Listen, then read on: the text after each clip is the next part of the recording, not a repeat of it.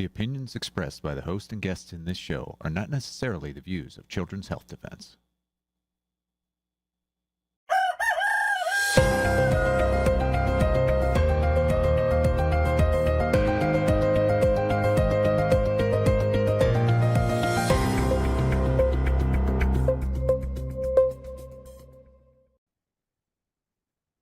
Good morning, CHD. I'm Kim Mack Rosenberg, General Counsel of Children's Health Defense, and I'm excited to be here with you this morning. I think we're starting this morning with a video clip, and then we're going to lead into our first guest. You. I'm well, thank you. Are you looking to see FDR's home? Yeah, I am. How about we get you on the 3:30 tour? Perfect. Do you have a National Parks Pass on you? No, I don't. Okay.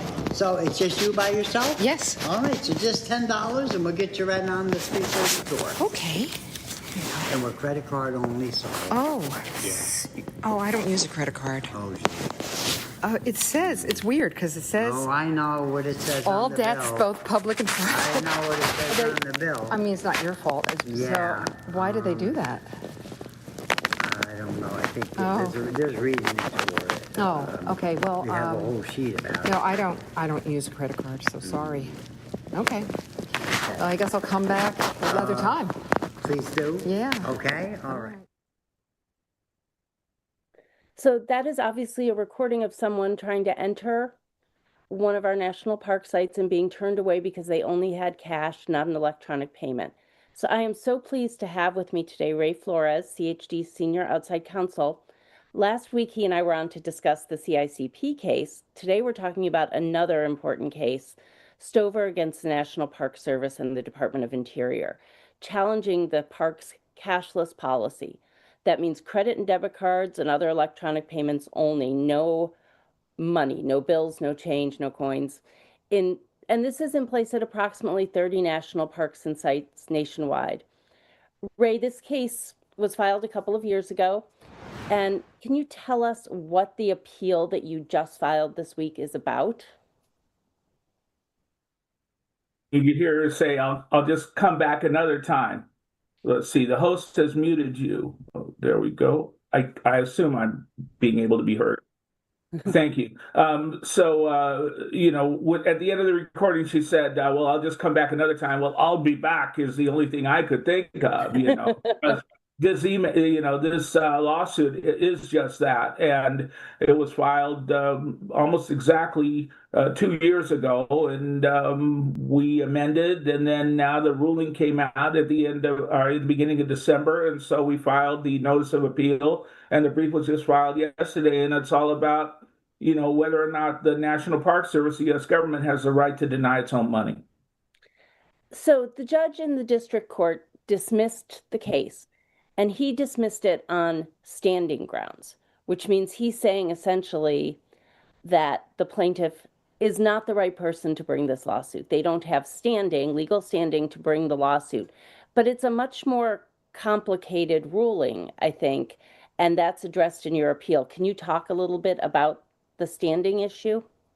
In the wonderful Defender article that was posted yesterday, there's a link to the appellate brief. It's right there in the first sentence.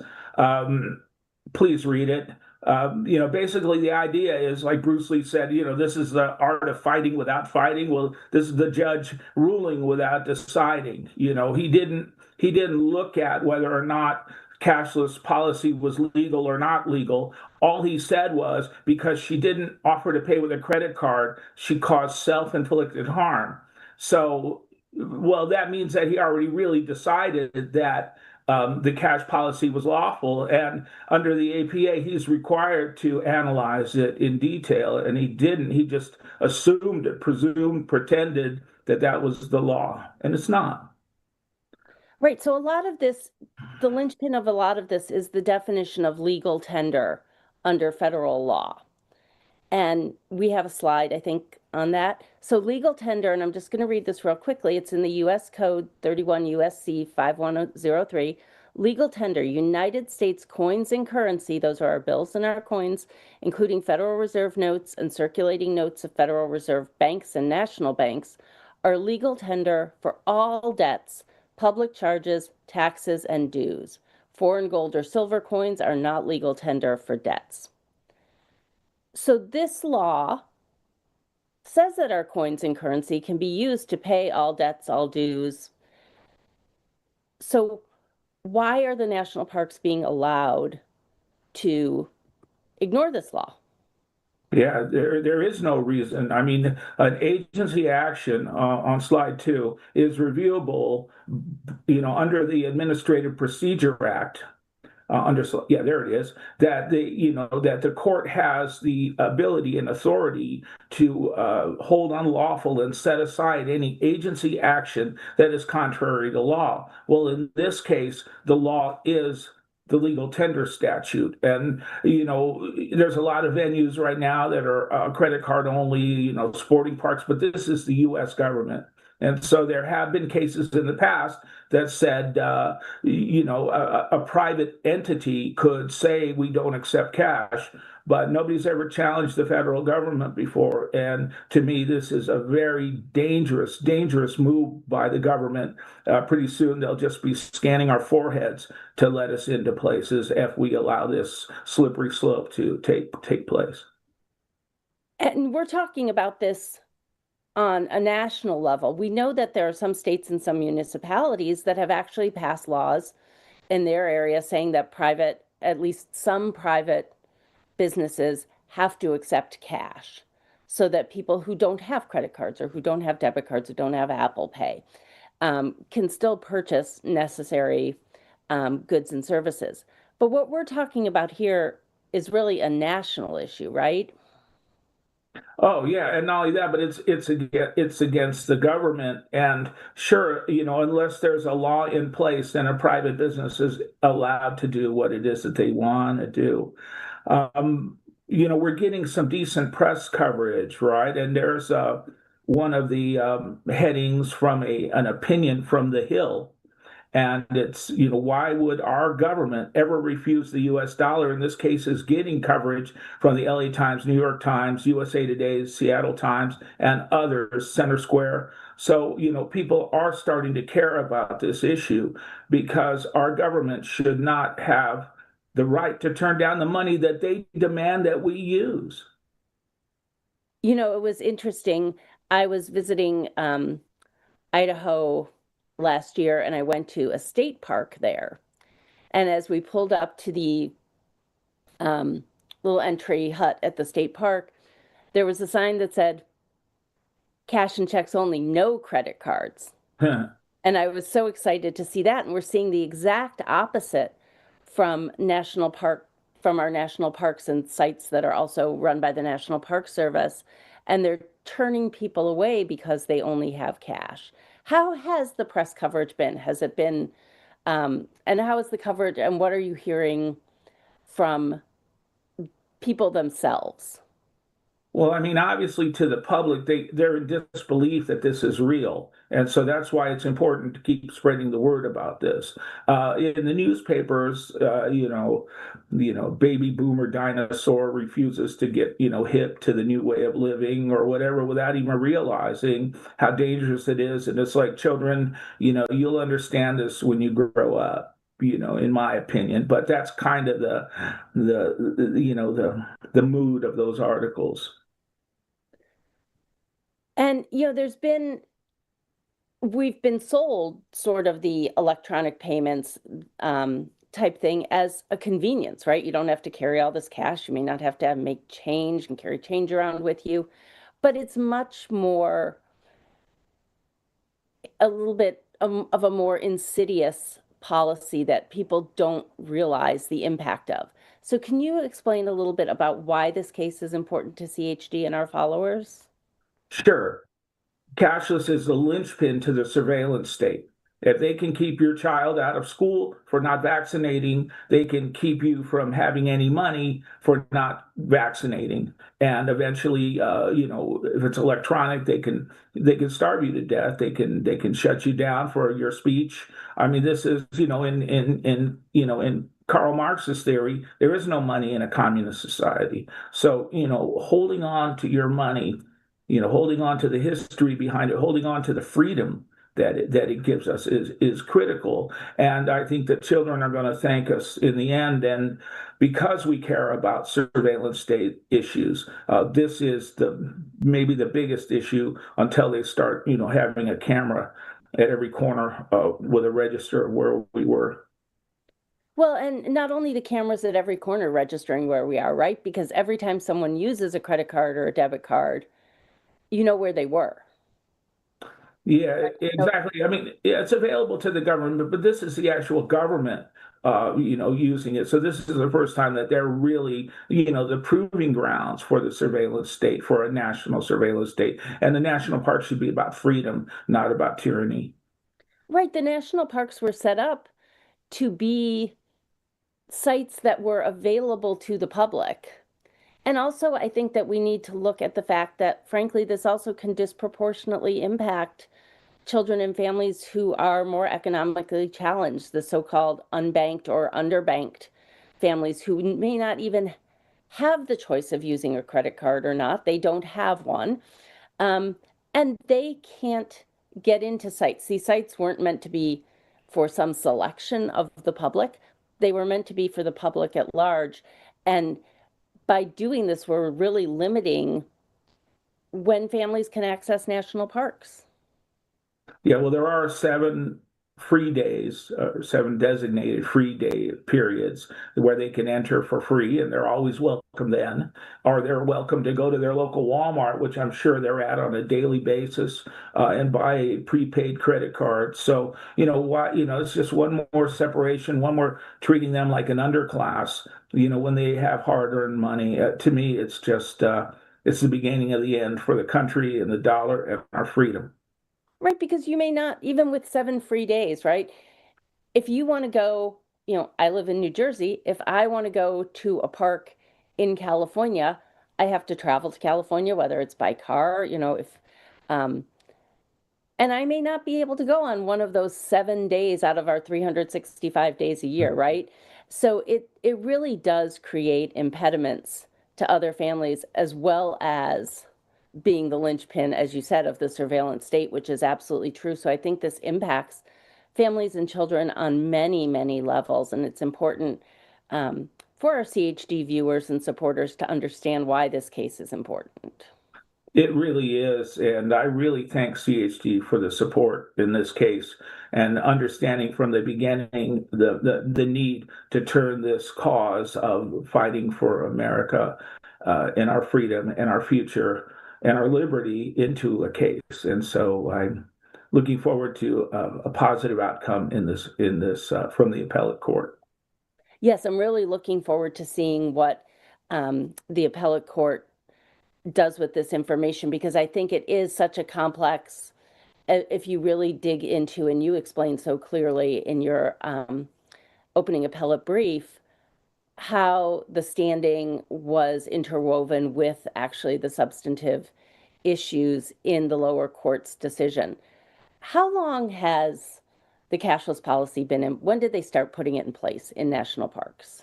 Yeah, on slide 5, you'll see that the Pipe Spring in Arizona was the first national park to go cashless or national historic site, and it was on January 2nd, 2020.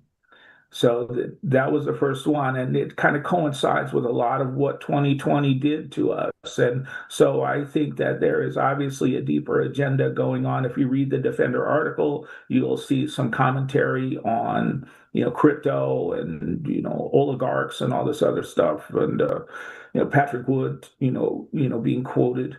So a subjugation state, I mean, that doesn't sound like fun. So, it's just more than a coincidence that 2020 was when it started. Well, and you look at all of that information and then also looking to the lockdowns from COVID, and people should have been out there getting fresh air and enjoying nature when they couldn't go anyplace else in many places for a long time. And this is just one additional way to prevent that from happening. And it continues to obviously impact us because it's been going on for just over 6 years now. Yeah, and they appeal to the paranoid that are afraid to exchange cash because you're going to catch COVID from somebody's dirty dollar. The whole thing was ridiculous. Well, Ray, thank you so much for fighting this fight. It is a really important one, and I really appreciate your picking up the mantle and running with this. Thanks for everything, Kim. And now let's go to Dr. Meryl Nass with her guest, Erin Day.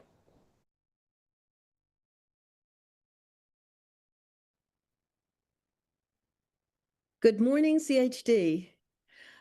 Today, I really think I have a real treat for you. I became aware of Aaron Day through Brownstone Institute events where he spoke. I'd not heard of him before. I'd not heard of the Daylight Foundation. And I have to say, this is a man, fairly young man, who has a very good idea of the big picture, a very good idea of money, finance, Bitcoin, and what is happening in the world as well as in the US, that is good and bad. And I think also he understands ways in which Trump has fought against globalism worldwide, but is bringing us to a centralized governance state in the US nonetheless. And he gave a wonderful talk at Brownstone this past weekend, and I've asked him to reprise that talk. And I'm just going to butt in if I think he's talking about concepts that we don't ordinarily use, and I'll ask him to define them. But you may want to watch this more than once, and I think you're going to find there's a tremendous amount of new important information coming your way. So, Aaron, please begin. All right. Well, thank you for the opportunity to speak today. And as I discussed a few days ago, this is a very urgent situation that a lot of people aren't aware of. And I'll give you a little bit of background as to how I got here. I'm a serial entrepreneur who turned liberty activist really in 2008, 2009, when my healthcare company was destroyed by Obamacare, Dodd-Frank, and Attorney General Eric Holder. I wasn't explicitly targeted. I was just collateral damage. So that set me off on another course. And so I moved to New Hampshire as part of the Free State Project, got involved politically with various activism. First was introduced to Bitcoin in 2012.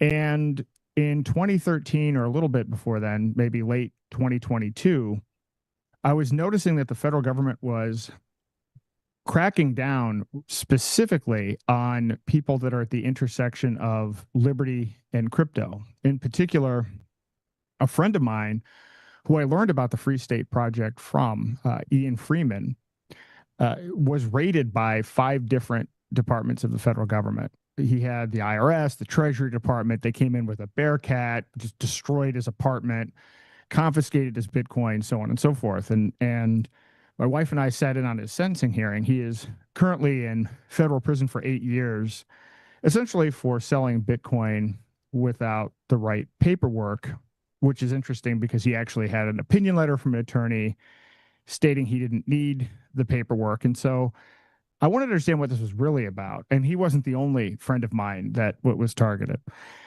And what I discovered was a full court press at that point by the Biden administration to pursue a central bank digital currency, a CBDC, and at the same time crack down on the use of cryptocurrency as an alternative to central bank currency. So this was in, I believe, March of 2022 when Biden signed this executive order 14067. So Ian had been involved in Bitcoin as far back as 2010 and was incredibly influential at onboarding people to the use of Bitcoin as an alternative to using the dollar. He set up merchants, so on and so forth. Well, then in studying CBDCs, I realized that, while Biden's saying we're going to explore a CBDC, when I did the research, I found a whole variety of things, mainly that, one, Bitcoin had been hijacked. And so Bitcoin is no longer the original vision it was supposed to be, and it was hijacked by the very same people that have already built 3 successful CBDC pilots. So there's already a digital programmable version of the dollar that the Federal Reserve has worked on with MIT. And it turns out we learned very recently that the funding for this was provided in part by Jeffrey Epstein. I mean, you can't make this up, but this actually came out of the House emails. Well, I learned that CBDCs are not just a U.S. phenomenon. As I researched the issue, I learned that there are 134 countries around the world representing 98% of global GDP that are also working on central bank digital currencies, and that this is part of a bigger agenda to push a global technocracy where you have ultimately a single programmable digital currency tied to social credit systems and AI surveillance. And you could look at UN Agenda 2030 and the 17 Sustainable Development Goals as being a part of a social credit system that weaves all of this together. So I realized, in my opinion, once the government or some other, international body can control and program your money, it's essentially the end of free will. I kind of view the stakes here as being technocracy versus freedom, and free will itself is at stake, because if they can control your money and they're telling you what you can do algorithmically, you've essentially lost any agency in your own life. You're not able to make any decisions. So I literally stopped everything that I was doing to raise awareness on this issue. I wrote a book called The Final Countdown, Crypto, Gold, Silver, and the People's Last Stand Against Tyranny by Central Bank Digital Currencies. I actually ran for president of the United States, not to win, but I'm in New Hampshire, so I actually ran specifically to raise awareness with the other candidates about the threat of CBDCs, and in fact had some success with that. Vivek Ramaswamy read my book. We had 3 conversations about it, and he pushed Trump to come out against CBDCs the night before the primary in my important state of New Hampshire, first in the nation primary. And so a lot of people said, well, you must be relieved because Trump said he's against CBDCs. He's signed an executive order stating that there will be no CBDCs.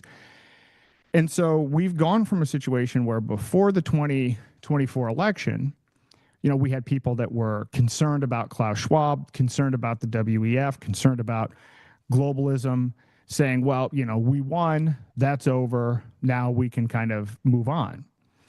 And unfortunately, what's actually happened is, I would argue, technocracy has accelerated probably 5 years in the first year of this administration. And in a couple of different ways. One, we now have a digital ID. So Real ID is already digital in 12 states, and the plan is for this to be digital in all 50 states by 2027. Well, the problem with this is this happened with no resistance. This Real ID was originally proposed in 2005, and it was actually tied on to like an emergency typhoon bill, right? It was one of these tacked on things. But states fought this for years. 24 attorney generals from different states fought it. My state fought it, so on and so forth. And so for 20 years, it didn't make the progress that they wanted. And then all of a sudden, Trump gets in, and within the first, 90, 120 days, it's put into law. And now, as soon as this year, you may be facing a $45 penalty each leg of a trip at the airport if you don't have a Real ID. And so this has escaped without notice. And then you have Doge, which, whatever you want to think about Doge, the one thing that it did do is it connected Palantir to all of our federal government databases, including the IRS, DHS, and we're essentially now moving towards building a database of Americans. So this is essentially the AI surveillance component. But then people thought, well, but at least we won on the CBDC issue, and that's not true either. We actually got something called the Genius Act, which I'm saying is a backdoor CBDC. So there's a lot of detail in this, and I'm not going to go through all the detail, but I'm going to try to simplify it as much as possible. We don't have a digital currency that is issued by the central bank. But it turns out that the concern that people have with a digital currency isn't that it's issued by the Federal Reserve. What people are worried about when you talk about a central bank digital currency is you're worried about a currency that the government or some other third party can program, that can tell you what you can and cannot buy with it. You're worried about whether or not all of your transactions are being tracked and whether or not you have any privacy. And you're worried, as we saw with the Canadian truckers, about whether or not you're going to lose access to money altogether because, you know, political speech or whatever you say doesn't fall in line with the regime. Well, what the Genius Act has done is it's taken what's called a stablecoin, private stablecoins, and a stablecoin is simply a digital token that represents a dollar. So it is essentially, it's the same. It's a digital dollar. It's a programmable, trackable, censorable version of the digital dollar. And these have become popular. Private versions of these stable coins are incredibly popular. I saw last week that in the last 12 months, there was $33 trillion worth of stablecoin transactions globally. This is more than Visa. So this is a real thing. This is a popular thing. Now, this is under the control of the U.S. Congress and the Federal Reserve. Well, it turns out, and I'm not a fan of the Federal Reserve under any set of circumstances, and you can read my book and talk about that at length. I'm not going to go through that now. But it turns out financial surveillance in our current system, which is actually much stricter than people realize, comes from Congress. So we have something called the Bank Secrecy Act, which has within it know your customer and anti-money laundering laws. So, whenever you go in and they ask you to show your ID, or if you go to set up a bank account, you have to provide all of this information, maybe even your, mortgage, and they ask you questions about, well, where do you work and all of that other stuff. They're not doing that to be friendly. They're doing that as part of a data collection effort under the Bank Secrecy Act. And in fact, this Bank Secrecy Act costs $60 billion a year in compliance costs. And by the way, I will add, it doesn't stop money laundering or terrorism. I think it's something like only 4% of the transactions that are flagged. Any transaction that you do more than $10,000 automatically gets sent to the Treasury Department. And when you dig into these, suspicious transactions, only 4% of them actually get reviewed. So in other words, they send all of these transactions automatically. 4% of those get reviewed. And of those 4%, 90% plus are people who are innocent, but then end up getting flagged.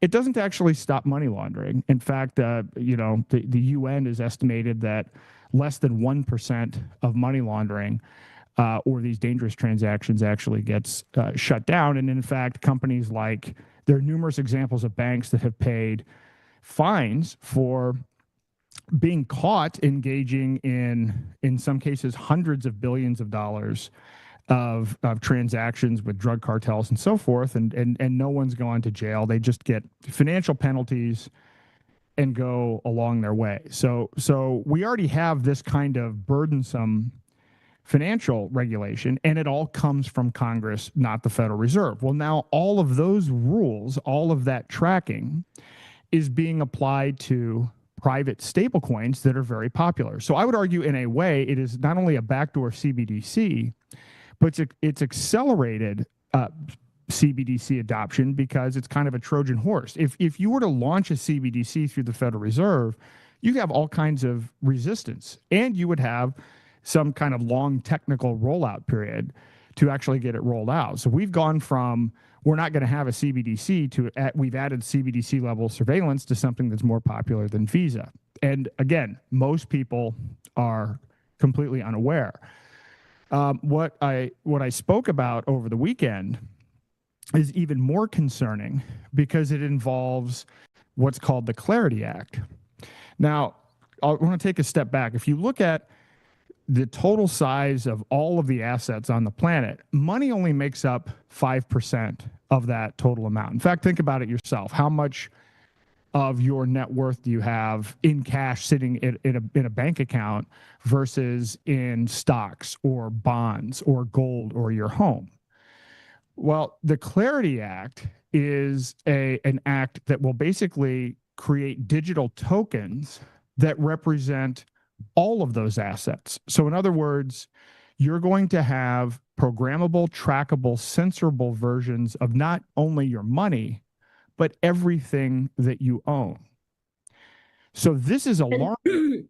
Aaron, and that's whether you like it or not, right? This is nothing that you have control over. Somebody else is going to come in, assess your possession of property and tokenize it, and that will give them some level of control over your property. Can you explain that? And they're not doing it like that. The way that they're presenting it is, well, it's not mandatory, but in essence, I don't want to get too in the weeds here, but your investment portfolio, your ETFs, your 401ks, your stocks are all worked through a centralized system. And if that centralized system moves towards tokenization, and this is the only way that you can go about buying and selling these types of assets is through this system, then you are going to be forced into it. Larry Fink has stated as recently as last week, and by the way, I want to take a step back, that to the people that think we defeated Klaus Schwab and the WEF, I want to remind you that the co-chair of the WEF now is Larry Fink. So I actually think that Larry Fink is a far more dangerous threat than Klaus Schwab, just in terms of the assets that he has, the power that he has, the control that he has. And he has said that everything will be tokenized. This is now a strategic priority for BlackRock. So what is happening now is there's this bill called the Clarity Act that probably almost no one has heard of. And I mean, if you've heard of it, then that's great. If your audience has heard of it, I would be surprised, because it's really flown under the radar, and they've presented it in such a way where they've said, well, America is going to be the crypto destination for the world. We're going to be the Bitcoin center of the world. We're going to be the crypto destination of the world. And they've wrapped this up in patriotism and so on and so forth. But when you actually look at what's in the bill, I find it hard to believe that America is going to lead the world, because we have real-time surveillance on absolutely every financial transaction people have involving digital money and involving stocks, bonds, and everything else that they own. That doesn't to me, speak to where we're going to lead. But on top of that, it gets worse than that. When you look at the bill, it's not only tracking, it's who they're sharing that information with. So this information will be shared with foreign. In fact, I'm going to pull up the language here to make sure that I'm completely accurate with this. So understand this. All transactions will be tracked in real time. There will be a 5-year audit trail. So every trade that you make is stored for 5 years, shareable with any government that they choose. Every register exchange must maintain comprehensive and accurate trade reconstruction. So they must be able to see the whole pathway of what you bought and sold. And I mean, it's not about catching criminals. Again, this is about building a financial profile and having complete centralized control. There's an international data sharing component to this. So that says the CFTC shall coordinate with foreign regulatory authorities. So may enter into information sharing arrangements with foreign supervisors, central banks, and ministries.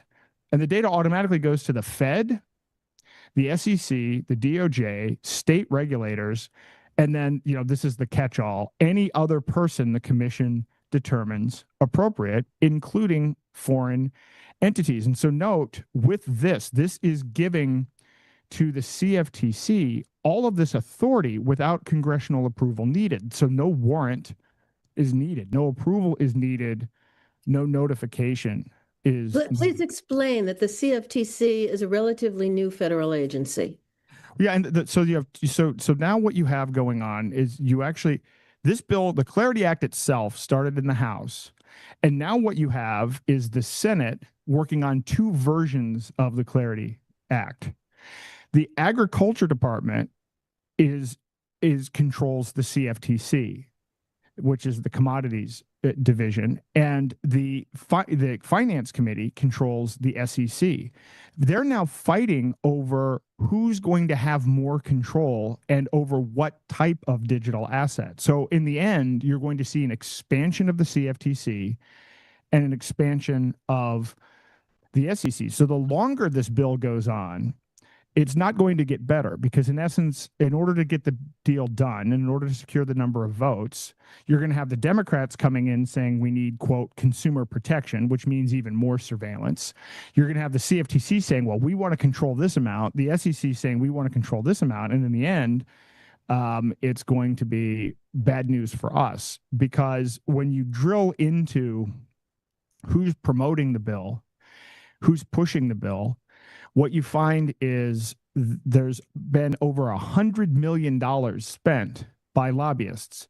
And about 80% of that comes from the banking lobby, 20%, or maybe roughly 25% comes from the crypto lobby. But the crypto lobby really is only referring to a couple of large players. This is not something the crypto industry players that are supporting this bill are supporting it because it's going to lock out their competition. So they're basically trying to do kind of what bankers do, which is write the bills so that it's expensive and time consuming to comply, and new players can't enter the market. So now you have traditional finance and these one or two crypto players fighting over how they're going to carve up the pie, and you have the CFTC and the SEC carving over who's going to get expanded authority over all of this. And so the longer this goes on, Trump has made this an imperative. He just wants to get a deal done. So the longer this goes on, the worse it gets. And that seems to be what happens. So on Thursday,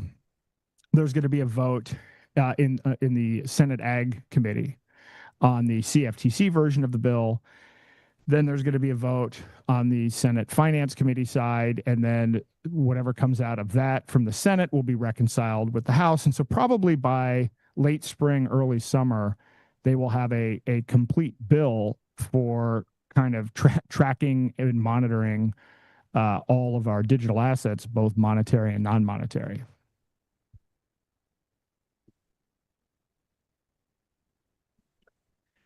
Wow.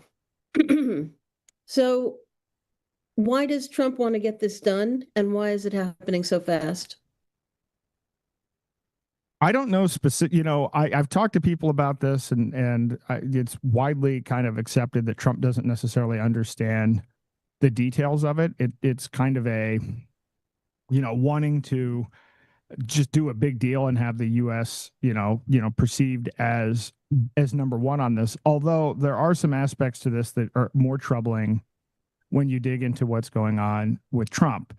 Now, you may know Trump's family has a direct vested interest in crypto. In fact, the day before the inauguration, the Trump family launched two what are called meme coins, which are basically tokens that do nothing. It's people speculate on. I mean, it's kind of the textbook definition of a Ponzi scheme. These are things that under the Biden administration were illegal, and under SEC rules are something that are considered to be illegal. Well, they launched a massive token called Trump and another one called Melania. But then on top of that, the Trump family, Eric and Don Jr. and others, have something called World Liberty Financial, which is a decentralized finance company. So they've actually issued their own stable coin, and they participate and make money off of this legislative framework that is being put in place. There are other connections and other people in the administration that have various motivations for pushing this. Now, I've been talking about the Clarity Act, but I want to go back quickly to the Genius Act, the stablecoin bill, which I say is a backdoor CBDC. One of the reasons that this was pushed so hard by the administration and by Treasury Secretary Besant is they are requiring that these stablecoins be backed only by U.S. Treasuries. So what this means is, as I mentioned, Tether and USDC and these other stablecoins were private solutions. Well, as a private solution, not under any regulatory framework, they're just making the representation that, hey, if you have one Tether, that one Tether is backed by assets that are at least worth a dollar or more. But those assets could be gold, it could be silver, it could be land, it could be a combination of different assets. But by passing the Genius Act, they forced all stable issuers to register to meet certain criteria, which, by the way, are heavily weighted towards the largest banks like JP Morgan Chase and Bank of America. And you have to back your stablecoin only by U.S. Treasuries. Our Treasury Secretary has stated that he believes we will be able to sell at least $2 trillion worth of additional treasuries because of the Genius Act. So, well, what does that mean? Well, what that means is we are now approaching $40 trillion in debt. Japan is not in a position to buy our debt at the rate that they used to. And with tariffs and trade wars and everything else, China is dumping our treasuries. Well, obviously, if you've noticed, we're not exactly, unfortunately, Doge didn't pan out. We didn't cut $2 trillion from the budget. We are still running $1.5 to $2 trillion annual deficits. Well, who's going to fund that? Who's going to buy our debt? So what they figured out is, hey, this crypto stuff is popular. People all over the world like these stable coins. The dollar is still the global reserve currency. Let's capture this. Let's put this under the control of Congress and the Federal Reserve, and let's make them buy treasuries if they want to issue stable coins. So that was the motivation there. The motivation there was, well, we can't have other people using digital dollars where we're not getting our cut, where we're not selling more debt, where we can't control and surveil it. So we're just going to capture it. And we're going to call it the Genius Act because, obviously calling it a backdoor CBDC wouldn't exactly be popular.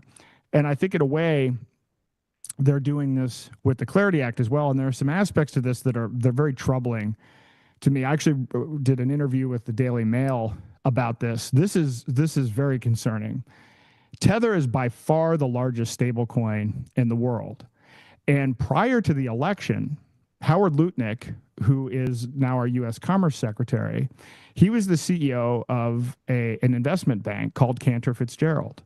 Well, prior to the election, his firm, led by him, made a $600 million investment into Tether. And the terms of that deal were, well, we'll invest this $600 million on the condition that you give us the exclusive contract to manage all of the treasuries that back Tether. Now, remember, this is before the election. So before the election, Tether wasn't required to back their stablecoin, the most popular in the world, by treasuries. But Lutnick cuts this deal, then comes out of nowhere, gets involved in politics. I'd never heard of Howard Lutnick. No, Howard Lutnick was not on the national stage for Republican Party politics. He gets involved as the head of the transition committee. And in fact, he was trying to position himself to be the Treasury Secretary. He ended up being the Commerce Secretary, but he was influential in pushing the Genius Act. His firm is the biggest single beneficiary of the Genius Act. They make money on all of the treasuries that Tether is forced to buy and back their stablecoin with. And in fact, just today, like 3-4 hours ago, Tether made an official announcement that they are now an officially certified stablecoin under the Genius Act. This happened just today. And the new CEO of this effort is Bo Hines, who had previously been part of the administration effort on this. Now, one of the things that Lutnick's firm is positioning itself to do is to get involved with the tokenization of assets. And in fact, there has also been discussion, I don't know if you've noticed this, but Trump signed an executive order calling for the creation of a sovereign wealth fund. Now, this is kind of troubling, and to me, this is pretty anti-American. But the idea that you have dictators and monarchies around the world. In fact, 7% of all of the assets on the planet are owned by these sovereign wealth funds. So a lot of Middle Eastern countries and so forth. And so now Trump is positioning to do that as well. We have already, the United States now owns something like 9.9% of Intel. Now, he's supposed to get congressional approval for this. He signed the executive order, and now they're trying to find kind of backdoor ways to begin building a sovereign wealth fund. Howard Lutnick's firm is now positioning itself to be able to tokenize the natural assets of the United States itself and sell those.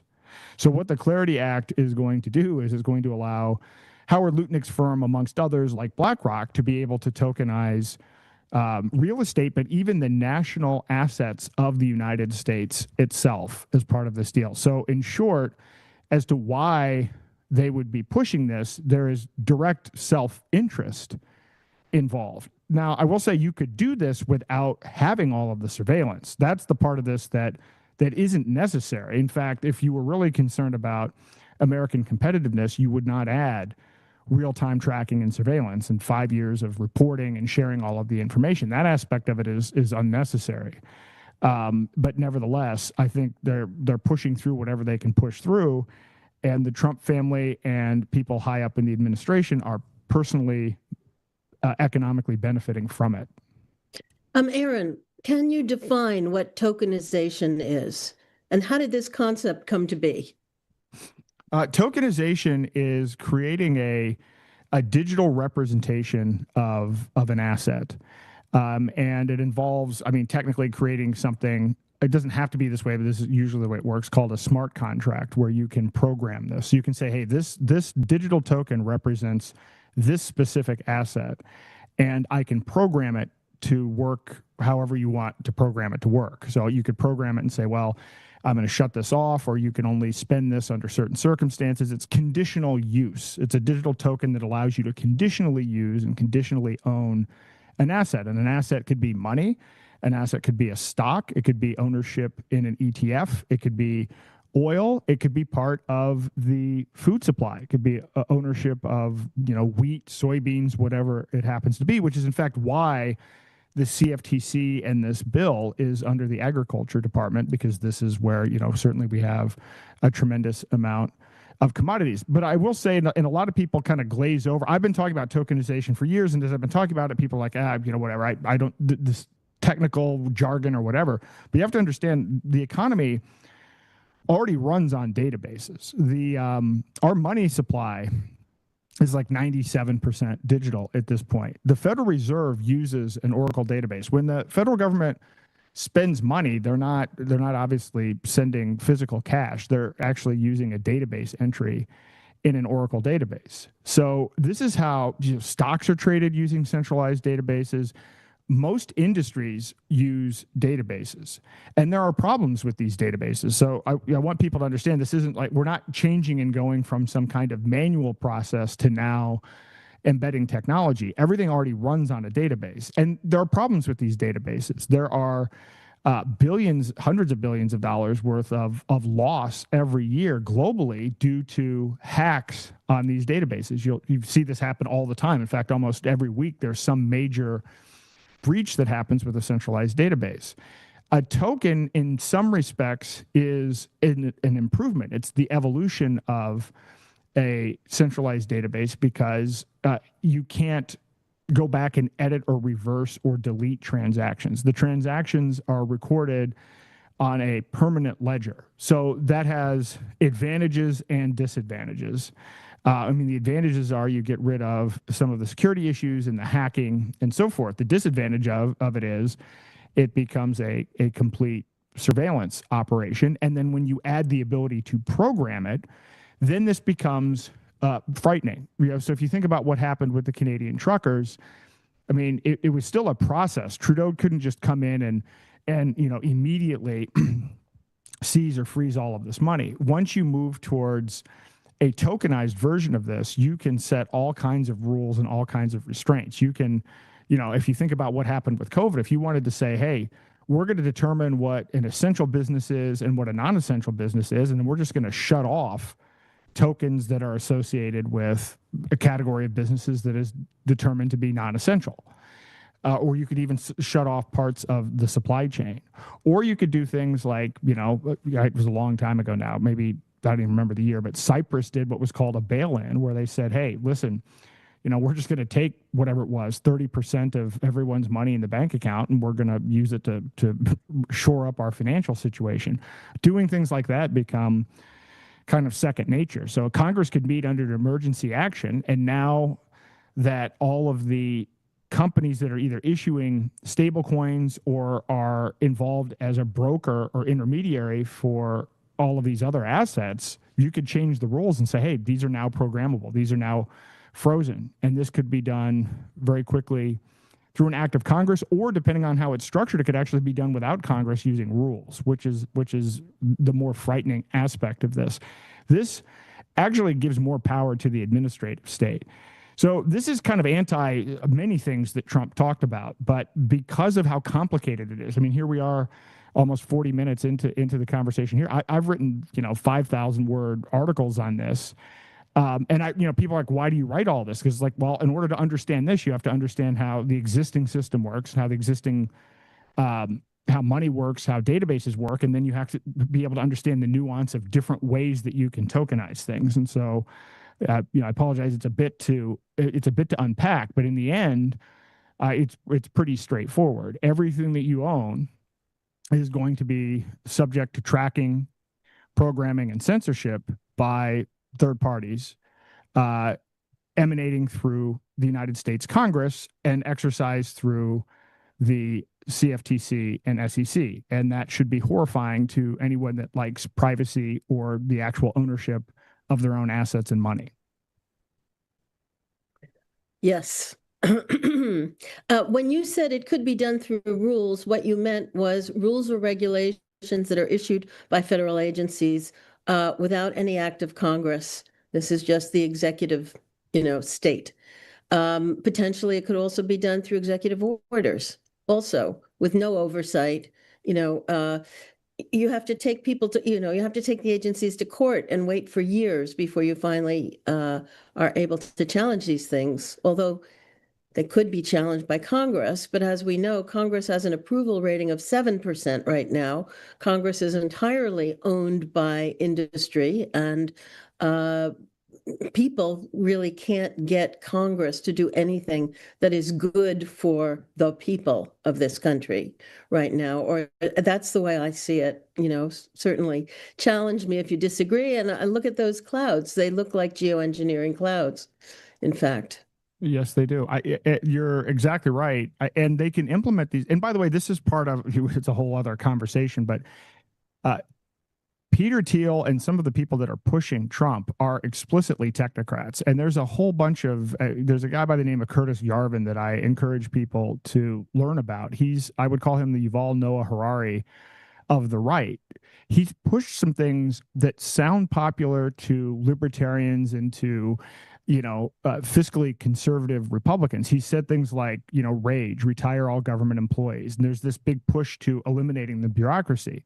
And that may sound great. And I certainly think that we have big issues. The problem is when you dig underneath, they want to replace it. They don't want to get rid of it. They don't want to remove the size of government. They want to replace it with AI, and they want to replace it with technocracy. And so a lot of what's going on right now is deliberate in this regard. So yes, we may end up with less bureaucracy, but the government has more centralized top-down control. And this goes back to this whole notion of technocracy as an ideology that says scientists and engineers, now kind of replaced by AI, are better at making decisions in your life than you are. And this is kind of what is being ushered in with these changes. So I don't know if Trump is not masterminding this, but Thiel and Musk and others have sufficient influence. And even David Sachs, who is our crypto AI czar, these are all, Thiel, Musk, and Sachs are all part of the PayPal mafia. They all work together. They've worked together on subsequent deals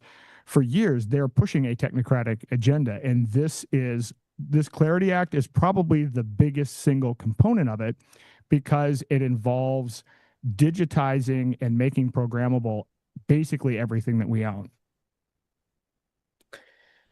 And so what's the final goal? I mean, why do these people want to do this and create, a technocratic world?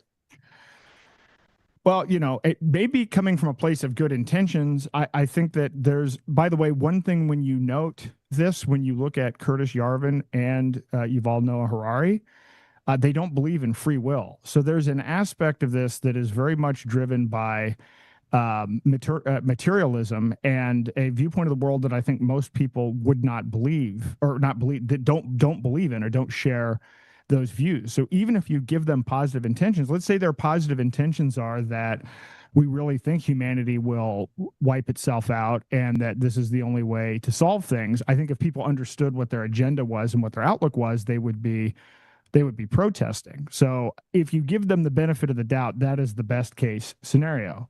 Now, it tends to not work out well when you have, it's not like this hasn't been tried. It's not like central planning in this manner. This has been tried in the Soviet Union. It's been tried in China. This isn't the first time these ideas have come around, but it is the first time they've been tried with this kind of technology. I mean, we're now talking about implementing these ideas with the internet and now with digital tokens that can be programmed and with AI surveillance. Musk, though, has been explicit about this. He has stated he is not for universal basic income. He is for universal high income, but he is also for energy credits. Elon Musk's grandfather was the head of the technocracy party in Canada. So when I say that this is a technocratic agenda, now just because his grandfather is a technocrat doesn't mean he has to be a technocrat, but he has stated on his own platform on multiple occasions that Mars will be a technocracy, and he has stated that he is for UBI, energy credits, and all of these other things. And so what we're witnessing here is, as I'm saying this isn't a conspiracy theory. This is actually what he's saying in his own words. People just are not registering it or frankly are unfamiliar with the technocracy movement itself. Talk about why this is critical now and where these bills are and what the public can do. This is critical now. Again, I've been focused on this issue with CBDCs and tokenization for a long time. And, as I stated the other day when I gave my talk, this kind of came out of nowhere. It's not, the Clarity Act didn't come out of nowhere, but they dropped the bill just a week ago in the Senate Finance Committee, and it was a 278-page bill, and they gave the members 24 hours, I think, or something like that, to read it, and then 48 hours later, the Ag Committee drops another bill. So this stuff has really only been out for review or discussion for a little bit over a week now. Now, it ran into a stumbling block in the Senate. So the Senate hasn't been able to put it over the finish line. They were going to vote. That got derailed. And now the Ag bill is out. And the Ag bill was going to be up for a vote today, but because of the snow, they've pushed it to Thursday. But I fully expect a vote on the Ag version of the bill that encompasses the CFTC and commodities. I expect that to go up for a vote on Thursday. Now, we have until probably late spring, early summer, before the Senate goes through their process and merging their bills, and then it goes through the reconciliation process in the House. So we still have time. It's not, oh, hey, I'm on here on Tuesday and, the final vote is Thursday and that's it.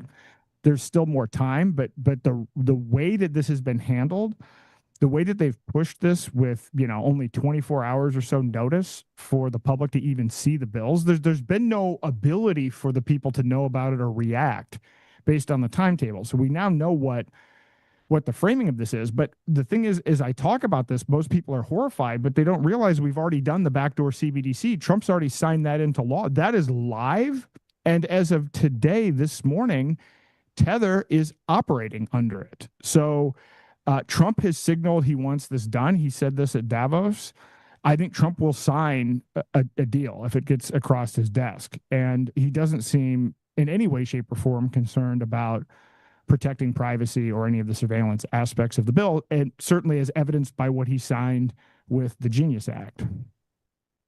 So under Trump, are we moving from an attempt to have a one world government under technocrats from around the world to an American government in which power is being gradually usurped from the people and placed into these power spaces of unelected officials or even AI without people being involved? Patrick Wood has talked about how appointed individuals are now being placed in charge of entities that govern resources in the United States. And so are we going to see more and more control mechanisms moved out of elected entities and into these other entities, which may be, as I said, AI or appointed individuals, so that we have less and less control over the common spaces, the land, the buildings, the air and water that are owned by our nation, as well as our own private property. Is that what you see happening with, and that Trump is either unaware of this or perfectly happy to go along with it in an almost 180-degree flip from the populism he espoused when he was running? Yeah, I would argue this last election was about technocracy with resistance versus technocracy without resistance. And unfortunately, technocracy without resistance won. We're getting the same end result as when it was Klaus Schwab and the WEF. It's just, it has different branding. And it's happening because, the funny thing is, one of the first press conferences Trump had was Operation Stargate. And Operation Stargate is Larry Ellison, who is the CEO of Oracle, doing a deal with OpenAI, which is Sam Altman, and with SoftBank, which is a Japanese investment house. And this was being presented as AI for the purpose of national security. It was announced as a $500 billion deal.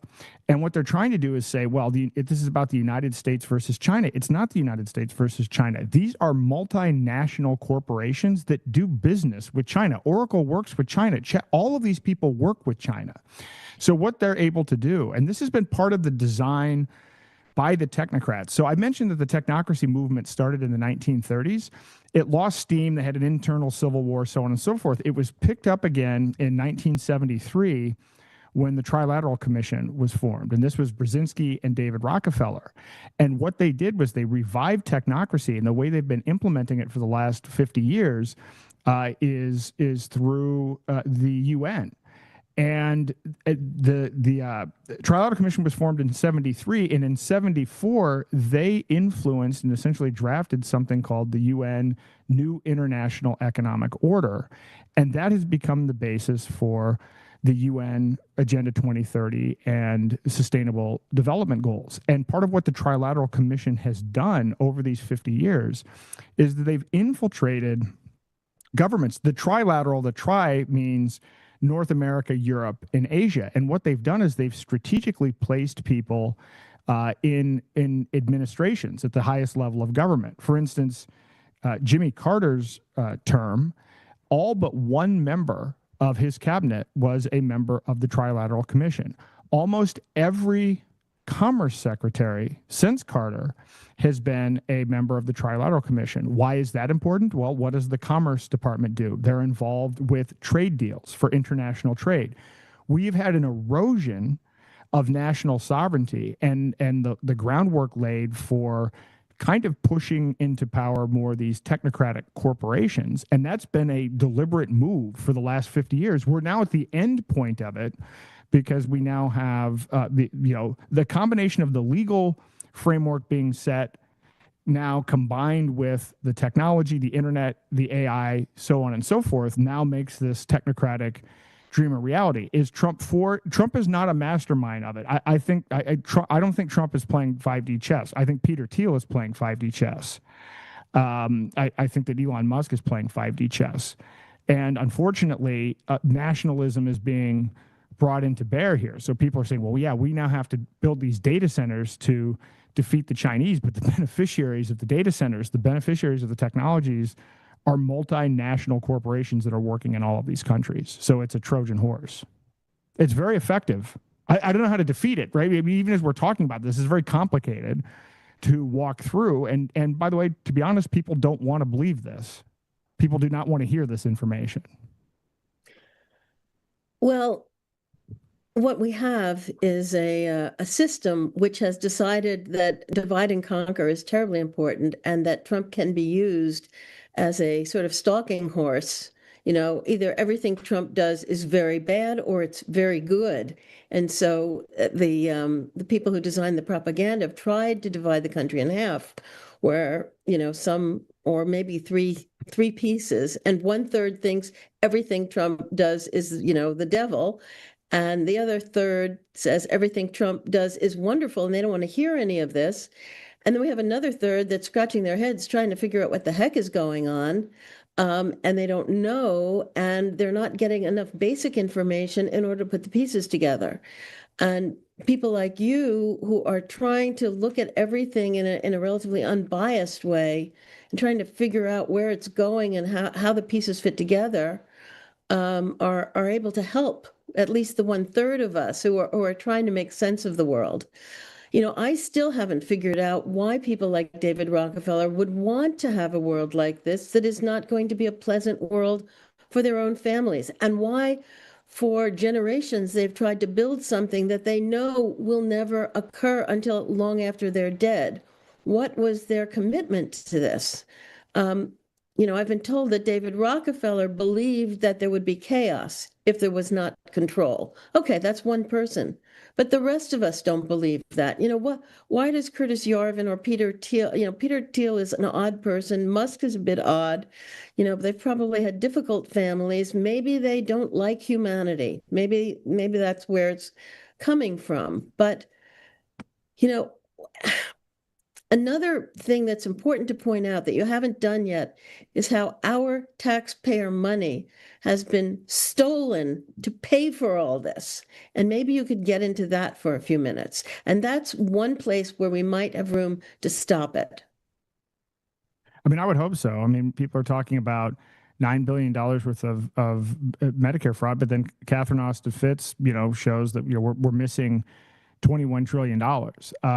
And so all of our, you know, our taxpayer money has basically funded all of this. But I'm finding even that it's hard. These numbers are so big that people even have a hard time, you know, once you get to approaching $40 trillion worth of debt, it's hard to even conceptualize what is even $1 trillion. At this point, it's all so completely theoretical. But the angle that I thought people would be frustrated by, and I'll say this in a couple of different ways, because, you know, you see a lot of, you know, and by the way, I ran in the Republican presidential primary, so I'm not a, you know, if you're like, oh, this guy must be a lefty, I'm not a lefty. I've never voted on that side. But you look at what happened with people saying, oh, Nancy Pelosi is horrible. Look at all of this insider trading. People to this day bring this up, memes constantly. This is always brought up. Or Hunter Biden being on the board of Burisma. Well, I mean, we actually have a situation right now where Howard Lutnick,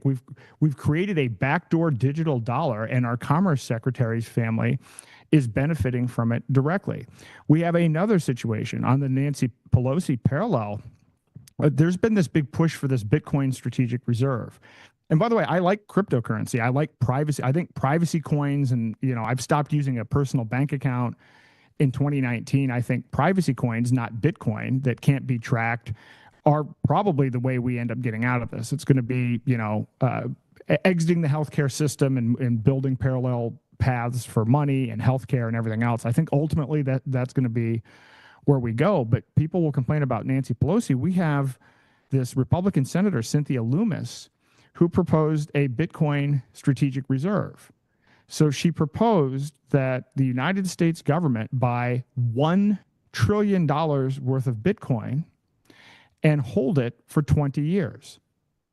And her thinking is that because the price is going to go up, we're going to be able to pay off the national debt.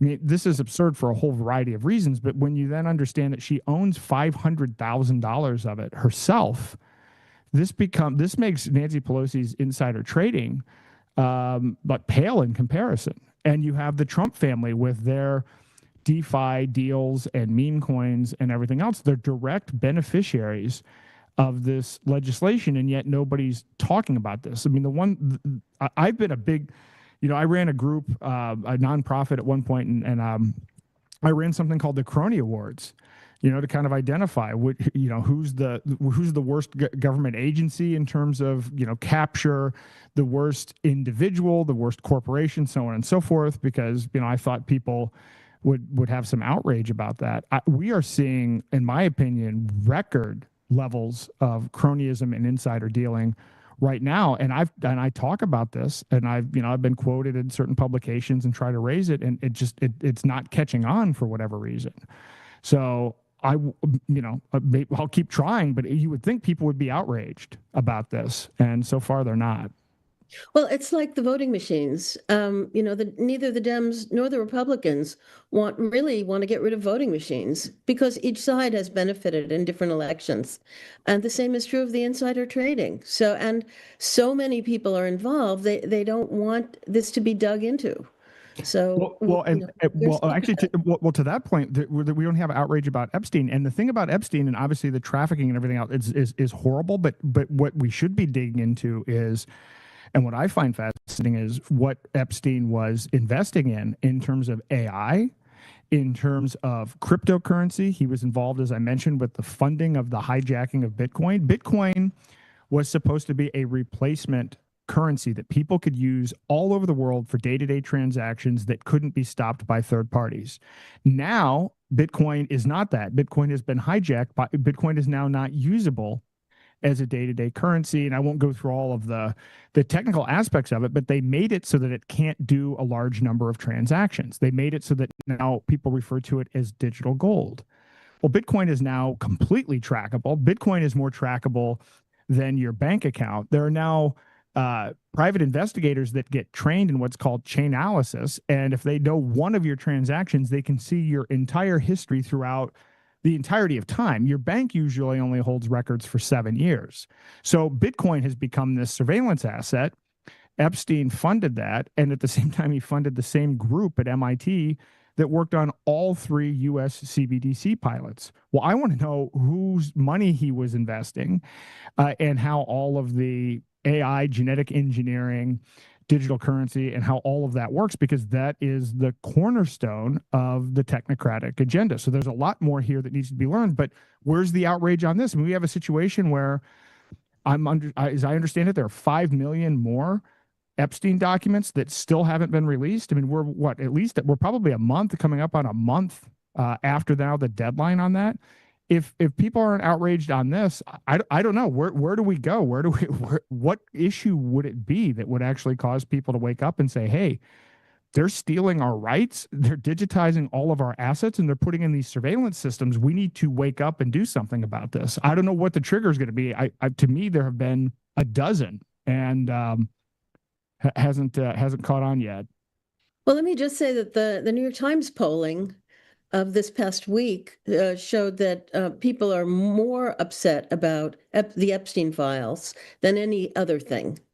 So the disapproval rating was about 40% compared to the approval rating on how Trump has handled the Epstein files.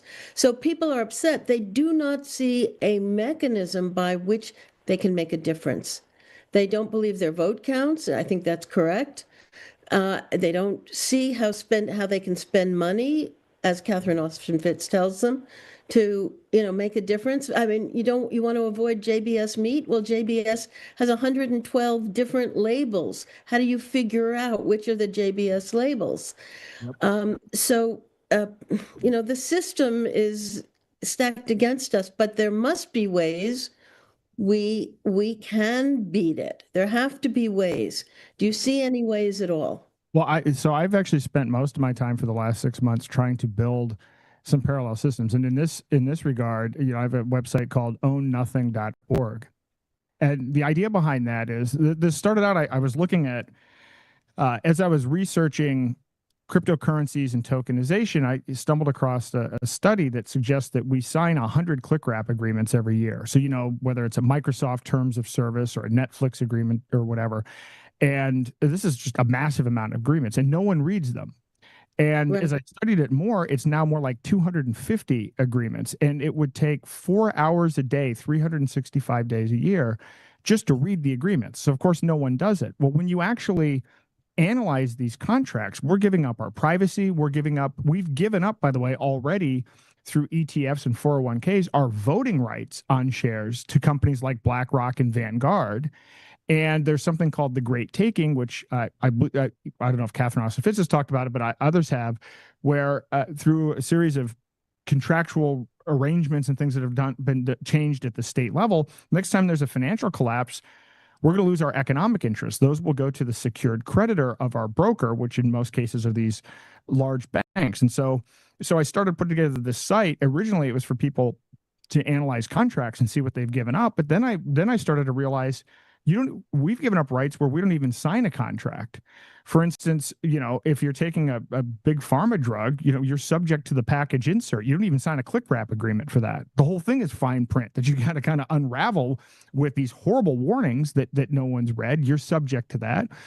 85% of hospitals don't even disclose pricing. They opt to pay a $300 a day penalty instead of disclose pricing. And in some cases, the markup is like as high as 100,000%. Like an alcohol swab that costs 2 cents, they're charging $23 for. And so the Own Nothing site has 8 different categories, food being one, health being another, where you answer these surveys and it gives you a sovereignty score. How much of this do you own? Do you own your car? Do you even own your music? And then the whole point is then we're going to build out a network of alternatives. This is where, I want to bring in parallel solutions. And there are parallel solutions to these things. People have to know that their food's being poisoned. As you mentioned, that JBS controls all these other brands. You have to have that knowledge to even know where to look. And food is almost impossible. I mean, I know, I try to be keto. My wife has been in health freedom forever. And, we're finding that food that you have to check the food label on stuff that you thought was, you can't trust the food label from the same product from one year to another. They're putting maltodextrin, Right. they're putting stuff in food that was supposed to be keto friendly or whatever it happens to be. And I've learned in the last week that I was consuming something that was bioengineered in a way that it was disgusting when I found out about it. So providing people with tools that are not time consuming, but to kind of give them a diagnostic. One of the biggest areas is our attention is hijacked.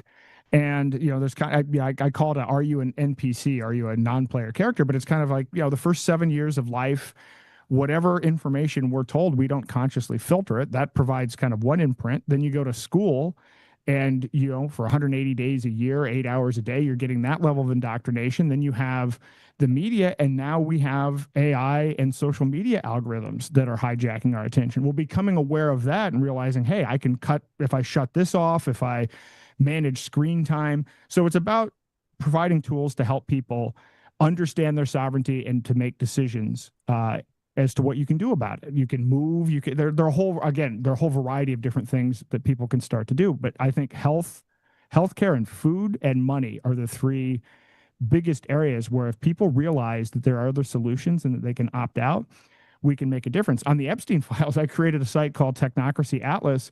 I have taken all of the Epstein files that have been released so far. I've run them through multiple AIs, looking at not only the text, but the images to identify all of the faces. And I've created a crowdsourced research tool. So as new documents come in, you can look at that. We also have the Pandora Papers and all these other things.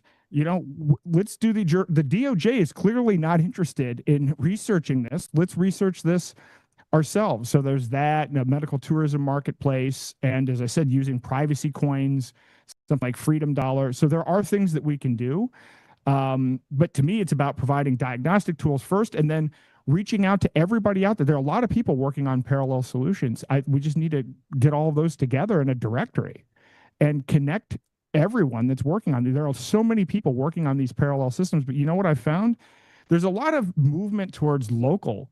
And, I love local as well. I moved to New Hampshire. I'm part of the Free State Project, but for a lot of this stuff, people are in situations. I'm sorry, if you're in, if you're in downtown New York or if you're in Chicago, you're going to have a really hard time finding a nexus of people, or even maybe being in a situation where it's legally possible for you to pursue some of these things. And so make these resources available. So yes, if you can do these things locally, but you can also, we buy food. We got our Thanksgiving turkey from Polyface Farms. They're in Virginia. We're in New Hampshire. It doesn't have to be all local. We can connect people all over the country and all over the world that are all working on these parallel solutions and work together and empower people. Okay, let me add to that. That's a great way. We're going to end in a moment. So James Corbett does a solutions watch every week if you want to look at his Substack or his Corbett report. I have talked about The Great Taking. I know David Webb, who wrote it. He did that research work with Lars Johansson, who I also know.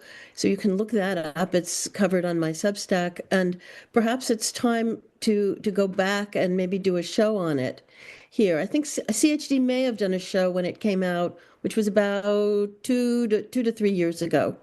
We met David in Sweden, where he lives, and Lars in Sweden, but both have lived in the U.S. And as you know, I talk a lot about food and solutions that way. And I think, having junk silver so that you can transact, even if the money system goes down. What is junk silver? You buy these old coins that have 90% silver in them from before 1993, when the United States stopped putting silver into our coins. That's a good thing to do. And Oh the yes, gold that backs? that has a little tiny bit of gold in it. It How does. much?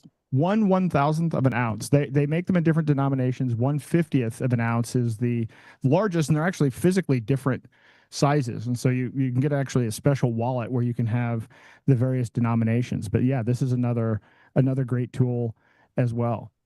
For transacting if the system goes down. So, great, Aaron. Thank you so much. I think people will have a lot of questions, and I'm not sure what I'll do with those. I'll wait till the questions come in. You can send them to my Substack as well, and we'll try to deal with questions. It's very important that people begin to understand this over the next few weeks. Thank you again. Thank you. I appreciate it. And you can reach me at Aaron R. Day. And my posted tweet right now is I actually wrote a song and a music video about the Genius and Clarity Act. So I'm trying to figure out how to get the word out in any way possible. But the song is called Trap in Disguise. And so I think in 4 minutes, it summarizes the implications of what's going on. So I hope people research this on their own and become aware of this. This is, to me, the biggest threat that we face. Okay, I'll put the song on my Substack as well as a link to this show. Thank Great. you. Thank you.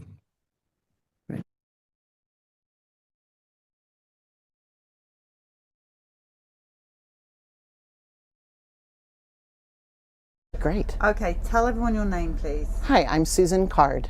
And now you lost your job. So take us right back to what you were doing and what happened.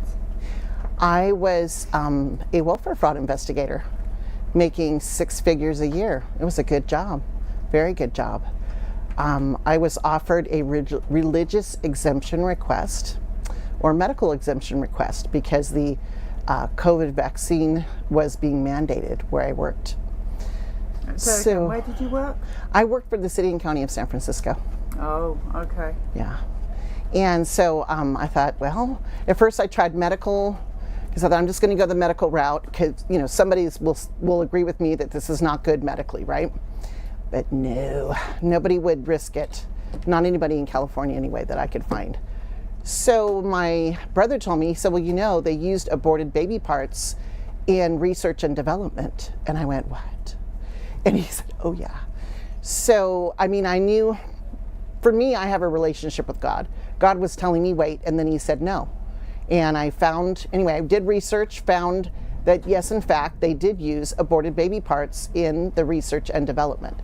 So I filed for a religious exemption request, put it through, and they shot back immediately 10 extra questions. So it's like, well, have you gotten any other vaccines? Have you vaccinated your children? Do you take all these X, Y, A, B, C, D, E, F, G medications? Because all of those use things that might also bother your conscience, and so on and so forth. It was like an interrogation. But you know what? I came through. I made court case attachments and research attachments and did everything, and it came back rubber stamped, denied. So you were going for a religious exemption? I went for religious exemption. I even went to a pastor and got him to certify my beliefs. So I did every single thing they asked me to do. And I turned it in, and I was rubber stamp denied, insufficient documentation. So my the next recourse is to go to the human resources director. That was rubber stamp denied. Then it was sent Did they give you a reason? Insufficient documentation. They wouldn't answer me. Okay. So the union handles it for you, which that's a whole other story. But anyway, so I was, they're saying, oh, this is the next thing. It goes to HR director. And then after that, it goes to an arbitrator. Well, it's been with that arbitrator since November of 2021. And that arbitrator has yet to set a date to solve any of that. And the union has a class action lawsuit But the word is, oh, that can take anywhere from 2 to 5 years. Well, in that time, I actually went out on a medical leave, but they fired me anyway, even though I was considered temporarily but fully disabled. They fired me while I was out on leave. Everybody said they can't do that, they can't do that. The thing is, they did. It didn't matter what seemed legal or constitutional, they did. So fast forward, my disability ends, I apply for unemployment, and this is where they lock arms. The people that have enforced this in California. Unemployment denied me for, what did they call it? I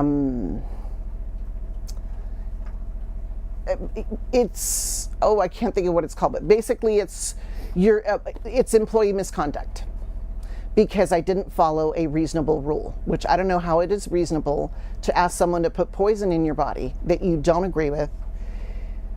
And what worked in my favor was, but I had to wait a whole year. They were so backed up in California on appeals. I waited an entire year to go to an appeal hearing, and I won the appeal. I'm the only one I know that has won it, because the HR person that went to the appeal from San Francisco stated straight up, I said, well, you have yet to define for me what is insufficient documentation. And she went round and round, round and round. The judge asked her questions. Finally, she said, we didn't approve any exemption request. None. Zero. I'm like, I said, at what point why did I go through that process if you had no intention of approving any of them? And she, of course, couldn't answer it. She said, we went with the federal mandate, and that was it. But my appeal was won the very next morning. I got a decision in my favor. So, it's not just the job that you lose. I went through at work, people, if you're not wanting to get the vaccine, people were very mean. They, oh my God, those people are putting us at risk. They're terrible, they're irresponsible, they're rude, they're stupid, they're all these things. And what's interesting is the building that I worked in the city and county of San Francisco, they literally had dozens upon dozens of people that gave each other COVID, even though they were all vaxxed. They couldn't be vaxxed and be in the building. So I just find it very interesting how much their arms were locked. I was not allowed to have information other than you were denied, and that's it. So I don't know if you have any questions for me, but that's. So what are you doing now? Now I'm looking at, I'm struggling, but I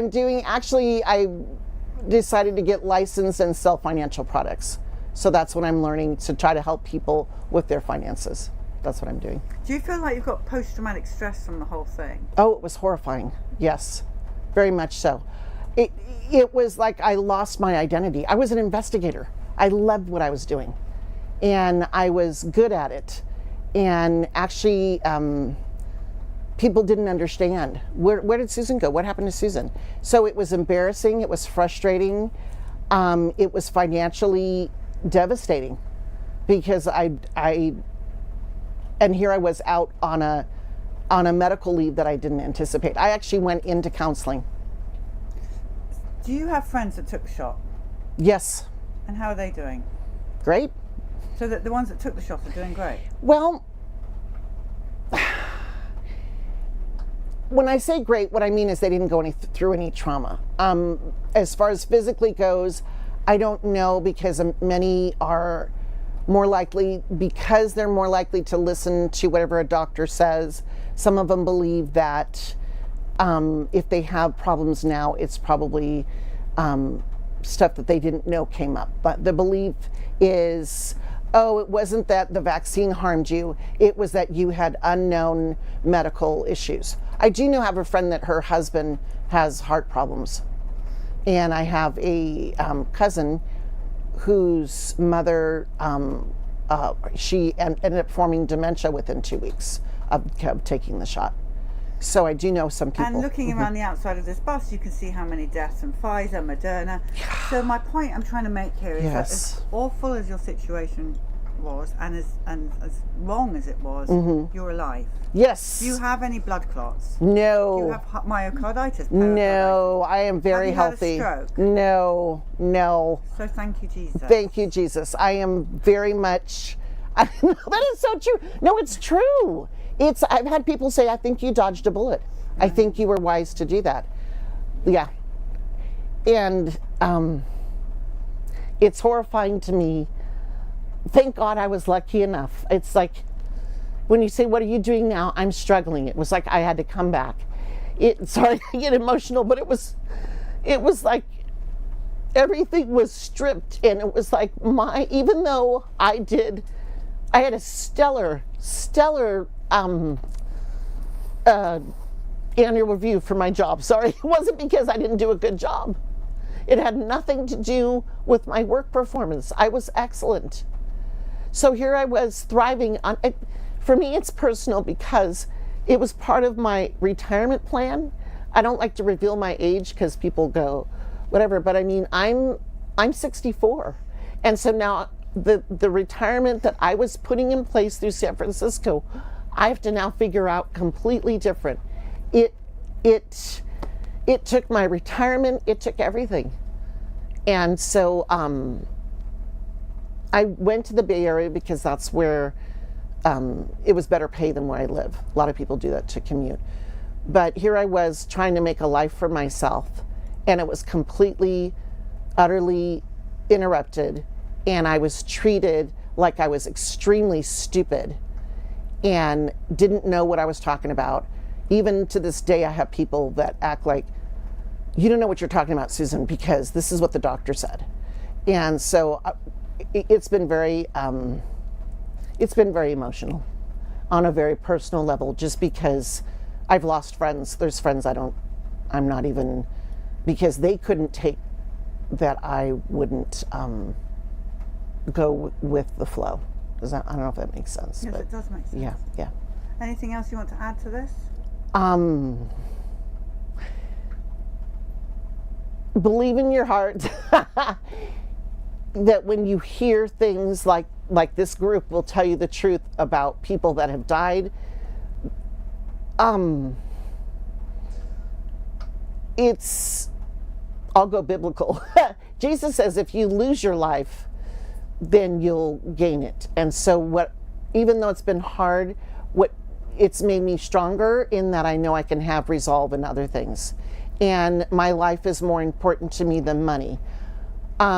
Obeying God and not taking something that they used babies that were slaughtered for research and development. That one part there was actually the most disgusting. I did not know that. I was not aware of that. And it absolutely disgusted me how many of my Christian friends went over that fact like speed bumps. I go, oh my God, did you know that they used aborted baby parts in research and development? And they're like, well, my doctor said. I said, but did you hear what I just said? And so I think my Christian friends hurt my feelings more than people who just didn't know any better. So, anyway, I'm glad to be here. I'm glad that I'm healthy, and I'm glad I made the choice to stay away from it. And I have met some really wonderful people because of it. So I lost one thing, but I gained something so much better. True. Yeah. Thank you so much for coming so far, sitting here, telling your story. We really, truly appreciate you. Thank you. Thank you. This and all CHD TV programming is made possible by generous support from viewers like you. Please consider making a contribution today to keep our programming going strong. Thank you.